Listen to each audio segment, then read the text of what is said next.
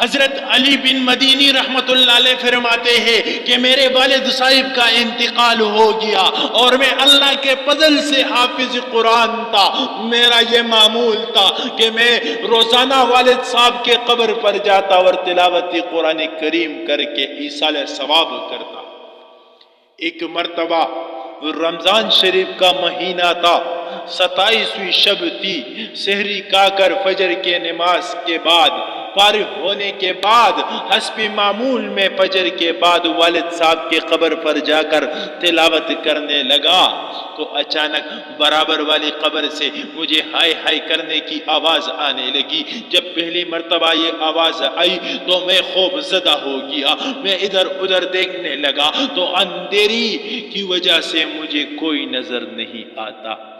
جب میں نے آواز کی طرف کان لگائی اور غور کیا تو پتہ چلا کہ یہ آواز کسی قریب والی قبر سے آ رہی ہے، اور ایسا لگا کہ میت کو قبر میں بہت خوفناک عذاب ہو رہا ہے اور اس عذاب کی تکلیف سے میت ہائے کرتے ہیں۔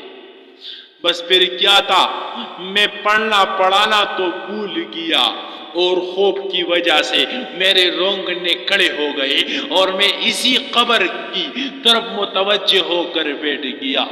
پھر جو دن کی روشنی پھیلنے لگی تو آواز بھی مدھم ہونے لگی۔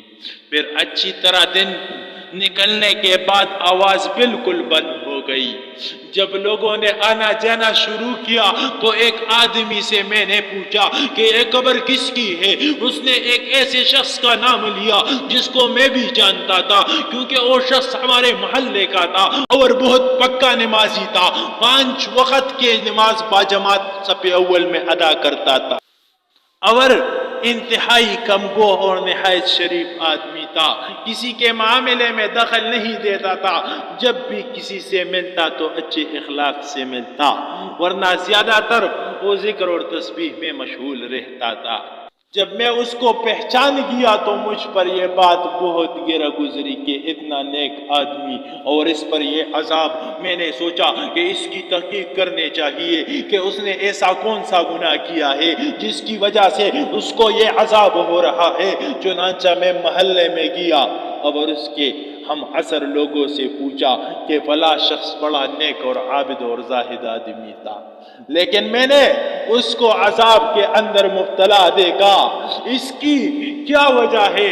انہوں نے بتایا کہ ویسے تو وہ بڑا نیک اور عبادت گزار تھا، اس کی اولاد بھی نہیں تھی، ہاں اس کا کاروبار بہت وسیع تھا۔ جب وہ بوڑھا ہو گیا اور اس کے اندر کا کاروبار کرنے کی طاقت نہ رہی اور کوئی دوسرا اس کی کاروبار کو چلانے والا نہیں تھا تو اس نے اپنے ساتھیوں سے مشورہ کیا اور خود بھی سوچا کہ میں اب یہ ذریعہ معاش کے لیے کیا طریقہ اختیار کروں۔ اس کی نفس نے اس کو یہ تدبیر سمجھائی کہ تو اپنا سارا کاروبار ختم کرو اور جو کچھ پیسے آئے اس کو سود پر دے دے۔ اس نے سارا حلال کاروبار ختم کیا اور جو رقم آئی اس کو سود پر لگا دیا۔ کاروبار سے فارغ ہو گیا تھا، اس لیے ہر وقت مسجد میں رہتا، اشراق، چاش، تہجد، وابین وغیرہ تمام نوافل پڑھتا اور 5ویں نماز امام کے پیچھے باجماعت صف اول میں تکبیر اولیٰ کے ساتھ پڑھتا اور رات دن ذکر و تسبیح میں مشغول رہتا۔ ادھر لوگوں سے اسے ہر مہینے سود کی معقول رقم مل جاتی تھی جس کے ذریعے وہ مہینے بھر کا سارا گزارا چلاتا۔ بس یہ سن کر میں سمجھ گیا کہ اس کو جو شدید عذاب ہو رہا تھا وہ اسی سود خوری کی گناہ کا وبال تھا۔ اللہ تعالیٰ مسلمانوں کو حرام کھانے اور حرام پہننے سے بچائے۔ اے لوگو، گناہوں سے بچو، حرام سے بچو، حرام کھانے سے بچو، حرام پینے سے بچو۔ اے لوگو، اللہ تعالیٰ مسلمانوں کو حرام کھانے سے بچائے اور حرام پینے سے بچائے۔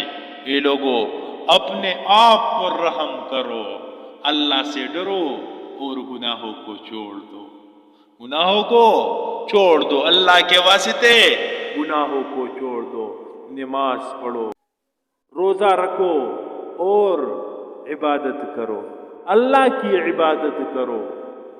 اللہ ہمیں معاف فرمائے، اللہ ہمیں معاف فرمائے۔